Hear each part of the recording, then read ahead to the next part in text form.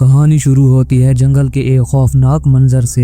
एक शेर एक तेंदुए पर हमला करता है और उसे चंद ही लम्हों में खत्म कर देता है। उस तेंदुए के कुछ बच्चे भी हैं जो अब बिल्कुल तनहा हो चुके हैं। उसी तेंदुए का एक बच्चा चलते चलते फ्रेंड्स पार्कर की सड़क तक आ पहुंचता है। तभी वहां पर एक गाड़ी आती है। गाड़ी में बैठे लोग उस बच्चे को देख लेते हैं। गाड़ी में से एक जैन नाम का लड़का उतरता है अपने फादर के साथ। वो उस बच्चे को उठा लेते हैं। उन्हें अंदाजा होता है कि रात के वक्त जहाँ पर गाड़ियाँ बहुत ही तेजी के साथ चलती हैं और एक पल की देर भी कुछ भी कर सकती है, उसकी जान भी जा सकती है, और इसलिए वो उसको अपने साथ घर में ले जाते हैं। लेकिन जैन के फादर को ये सब कुछ ठीक नहीं लगता। वो इसके हक में नहीं होते कि ये जहाँ पर रहे। लेकिन कुछ दिन गुजारने के बाद उसे भी उस बच्चे से लगाव हो जाता है। जैन के फादर कहते हैं कि जब तक ये शिकार के काबिल नहीं हो जाता ये हमारे पास रहेगा। और वक्त के साथ साथ डूमा भी धीरे धीरे बड़ा हो रहा था। एक दिन जैन डूमा को रनिंग करना सिखाता है। वो दोनों साथ में बाइक को बहुत तेज दौड़ाते हैं, लेकिन डूमा उनसे आगे निकल जाता है। वो उसकी स्पीड देखकर हैरान रह जाते हैं। और समय के साथ साथ डूमा भी अब बिल्कुल जवान हो चुका था। जैन के फादर कहते हैं कि इसके लिए हमारी दुनिया सही नहीं है, हमें इसे वहीं छोड़ना होगा जहाँ से हम इसको लाए थे।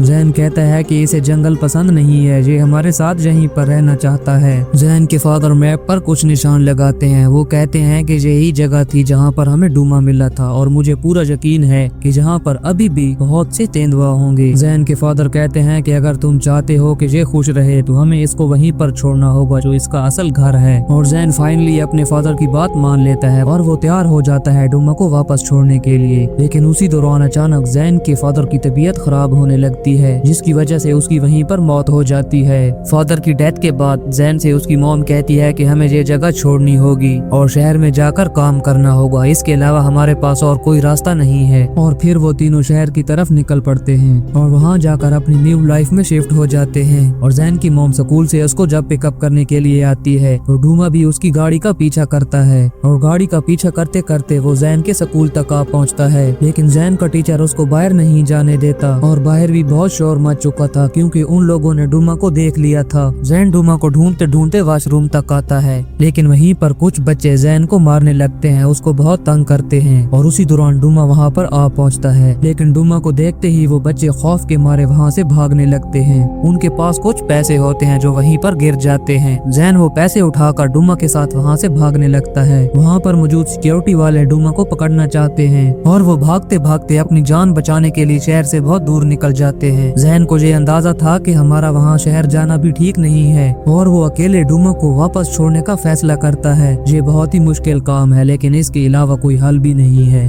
वो अपने फादर की बाइक लेकर डूमा को उसकी मंजिल तक पहुंचाने के लिए निकल पड़ता है और अपनी मॉम के लिए एक चिट्ठी छोड़ जाता है, जिसमें वो कहता है कि बहुत जल्द डूमा को छोड़कर वापस आऊंगा। वो दोनों एक ऐसे सफर पर हैं जो बिल्कुल आसान नहीं है। लेकिन काफी दूर जाने के बाद जैन फादर के उसी मैप को देखता है, वही मैप जिस पर वो जैन को समझा रहा था कि इस जगह पर बहुत से चीते हैं। और जैन ये समझ जाता है कि ये जर्नी बहुत बड़ी है। वो डूमा को अपने साथ बाइक पर बैठाता है और आगे निकल पड़ता है। काफी दूर जाने के बाद उनकी गाड़ी का पेट्रोल खत्म हो जाता है और अब वो उस रेगिस्तान के बीचों बीच फंस चुके हैं। वो बाइक को धक्का देकर आगे ले जाने की कोशिश करता है, लेकिन वो दूरी बहुत ज्यादा थी और वो धक्का लगाते लगाते बिल्कुल थक चुका था। तभी उसकी नजर एक क्रैश हुए प्लेन पर पड़ती है और वो उस प्लेन के साए में जाकर बैठ जाते हैं। और जहाँ से हेल्प लेना भी इम्पॉसिबल है। उनके पास ना खाना है, ना पानी और ना ही बाइक में पेट्रोल। और कुछ देर वो वहीं पर आराम करते हैं और उसी दौरान वहाँ पर एक आदमी आता है जिसका नाम रिप है। बिना किसी मकसद के बस वो यहीं इधर उधर घूमता रहता है। वो जैन की बाइक वहाँ से ले जाने की कोशिश करता है, लेकिन जैन बाइक की आवाज सुनकर उठ जाता है। जैन उससे पूछता है कि ये तुम क्या कर रहे हो। रिप कहता है कि मैं साउथ की तरफ जा रहा हूँ, तुम्हें कोई दिक्कत है क्या। तो जैन जवाब देता है कि हमें तो वेस्ट की तरफ जाना है। तो रिप उससे पूछता है कि तुम्हारे साथ कोई और भी है। तभी वहाँ से डूमा बाहर निकलता है। रिप उसको जैसे ही देखता है वह बहुत ज्यादा डर जाता है, लेकिन जैन उसको बोलता है कि अगर तुम्हारे पास पानी है तो मैं तुम्हें अपने साथ ले जा सकता हूँ। रिप उसको पानी देते हुए पूछता है कि ये बाइक स्टार्ट क्यों नहीं हो रही। तो जैन उसको बताता है कि इसमें पेट्रोल नहीं है। जैन के दिमाग में अचानक एक प्लान आता है। उसे वहाँ पर एक पैराशूट मिलता है। वो उस पैराशूट को अपनी बाइक के साथ बांधकर हवा की मदद लेकर आगे का सफर करते हैं। दरअसल ये आइडिया उसको उसके फादर ने सिखाया था। काफी सफर करने के बाद उनके आगे बहुत ही घनी झाड़ियाँ आ जाती हैं, जिसके कारण उनको वो बाइक वहीं पर छोड़नी पड़ती है। उन लोगों को बहुत ही तेज प्यास लगी थी और उनके पास पानी भी नहीं था। था। तभी रिप पानी निकालने के लिए वहीं पर एक गड्ढा खोदने लगता है और काफी मेहनत के बाद आखिरकार वहाँ से पानी निकल आता है और वो सब अपनी प्यास बुझाते हैं। लेकिन सिर्फ पानी से काम नहीं चलने वाला, उन्हें भूख भी बहुत तेज लगी है। तभी अचानक वो अपने सामने एक शतरमुर्ग को देखते हैं और जैन चाहता है कि डूमा उसका शिकार करे। इस तरह से डूमा को कुछ सीखने को भी मिलेगा और उनकी भूख भी खत्म हो सकती है। वो डूमा को शतरमुर्ग के पीछे लगाता है,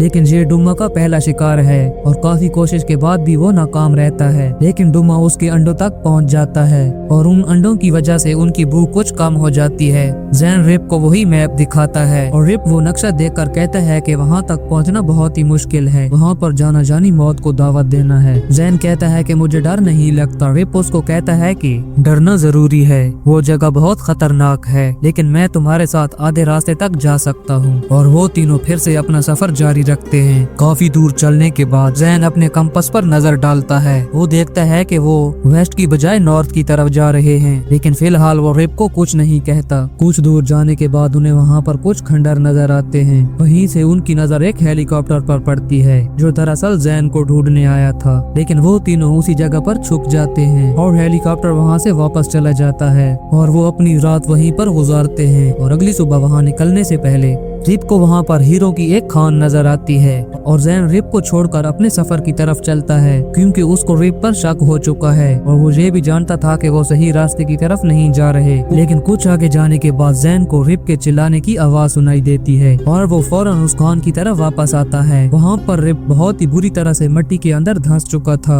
जैन उसके मुंह से मिट्टी को हटाकर बाकी मिट्टी को उसी पर रहने देता है। जैन को लगता है कि इसको बाहर निकाल दिया तो ये हमारे लिए खतरा बन सकता है। जैन उसको कहता है कि तुम इनाम की लालच में मुझे और डूमा को शहर ले जाना चाहते हो। और ये कहते ही जैन डूमा को लेकर वापस अपने सफर की तरफ चल पड़ता है। वहाँ पर उन्हें एक नदी नजर आती है। उस नदी को पार करने के लिए वहाँ पर मौजूद कुछ लकड़ियों से वो एक नाव बनाता है और वो उसी नाव पर बैठकर नदी क्रॉस करने लगते हैं। लेकिन अचानक उनके सामने एक झरना आ जाता है और वो उसी झरने में गिर जाते हैं। लेकिन किसी तरह से उन दोनों की जान बच जाती है और अब वो एक नदी क्रॉस करने के बाद रेगिस्तान से सीधा जंगल में आ चुके थे और वो अपने सामने बहुत सी जंगली भैंसों को देखते हैं। और डूमा भूख के मारे उन्हीं भैंसों का शिकार करता है, लेकिन वो बहुत बड़ी होती हैं और बहुत ज्यादा, जिसकी वजह से डोमा एक बार फिर से फेल होता है और उसी शिकार के दौरान वो दोनों आपस में अलग हो जाते हैं। जैन डोमा को ढूंढने की काफी कोशिश करता है, लेकिन वो उसको नहीं मिलता, क्योंकि वो इंसानों के एक जाल में फंस चुका था। जैन डोमा को ढूंढ ही रहा था कि जैन के पीछे एक जंगली जानवर लग जाता है। वो अपनी जान बचाने के लिए वहाँ से भागता है। काफी दूर भागने के बाद उसका पैर एक चीज से अटक जाता है, जिसके कारण वो गिर जाता है और गिरते ही बेहोश हो जाता है। लेकिन रात को जैसे ही उसकी आंख खुलती है, वो अपने सामने रिप को देखता है और रिप ने डूमा को भी इंसानों से आजाद करवाया था और रिप ने उन दोनों की जान बचा ली थी। और जैन रिप से सॉरी कहता है, लेकिन रिप कहता है कि तुमने बिल्कुल सही किया, जो तुमने मुझको बताया मैं बिल्कुल वही करने वाला था। मैं पैसों की लालच में आ गया था। वो कहता है कि मैं तुम्हारी अब मदद करना चाहता हूँ और जैन को कहता है कि मैं अपनी फैमिली को छोड़कर उनसे बहुत दूर शहर में चला गया था, लेकिन शहर में मुझे जेल हो गई और इन तीनों को बहुत ज्यादा भूख लगी थी। और डूमा एक बार फिर से एक हिरण का शिकार करता है, लेकिन ये उसके बस की बात नहीं है। अभी उनकी नजर कुछ लोगों पर पड़ती है जो वहाँ पर कैंपिंग करने के लिए आए हैं और उन दोनों के दिमाग में एक आइडिया आता है और जैन जानबूझकर एक जख्मी लड़का बनकर उन लोगों के पास जाता है। वो जैन की शर्ट को खोलते हैं और शर्ट के अंदर उन्हें एक सांप मिलता है। वो सब डर के मारे वहाँ से भागने लगते हैं। जैन और रिप भूख के मारे उनका सारा खाना चोरी कर लेते हैं। वहीं पर उन्हें एक बोट भी मिलती है, जिसकी मदद से वो फिर से अपना आगे का सफर करते हैं। स्कूल में जैन को कुछ पैसे मिले थे। वो पैसे रिप को देना चाहता है, लेकिन रिप उसे मना कर देता है। लेकिन जैन के बार बार कहने पर वो ले लेता है। और रिप के पास भी बहुत से हीरे होते हैं जो उसको उसी खान से मिले थे और उन्हीं हीरो में से वो एक हीरा जैन को दे देता है और उसी नाव से वो काफी दूर तक सफर करते हैं और वेस्ट की तरह वो अपना सफर जारी रखते हैं। और रिप उसे कहता है कि मेरा गांव भी यहीं पास में है। वो जैन को एक गुफा में लेकर जाता है और कहता है कि मेरे दादा मुझे जहाँ पर लेकर आते थे, लेकिन मुझे लगता है कि अब यहाँ पर कोई नहीं आता।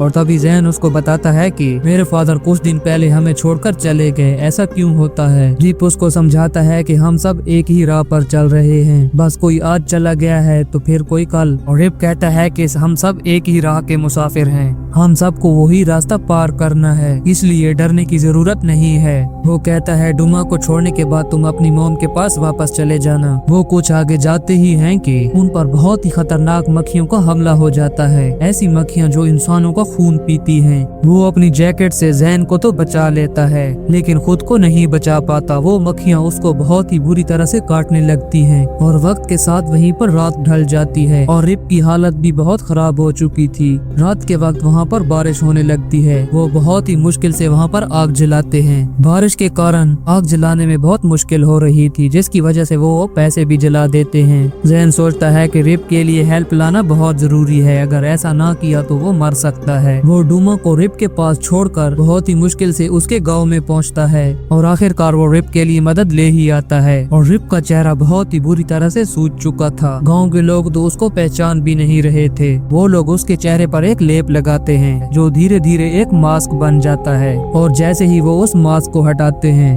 वो देखते हैं कि ये तो रिप है। और वो लोग रिप की फैमिली को बुलाते हैं जो रिप को देखकर बहुत ज्यादा खुश होते हैं। और जैन जब अगली सुबह वहाँ से बाहर निकलता है उसे डूमा कहीं पर भी नजर नहीं आता और काफी देर डूमा को ढूंढने के बाद उसकी नजर डूमा पर पड़ती है जो एक दूसरे चीता के साथ होता है और वो दोनों आपस में बहुत खुश होते हैं। और जैन वहाँ से देखता है कि वो दोनों एक हिरण का शिकार करते हैं। हो सकता है कि ये डूमा का भाई हो। और जैन के दिमाग में अपने फादर की बात आती है कि डूमा का असली घर उसका जंगल है और डूमा जैन के पास आता है। वो दोनों एक दूसरे को बहुत प्यार करते हैं क्योंकि शायद इसके बाद उनकी मुलाकात ना हो। और जैन दोबारा रिप के पास जाता है और उसे गुड बाय कहकर दोबारा अपनी मॉम के पास लौटता है और यहीं पर कहानी का एंड होता है।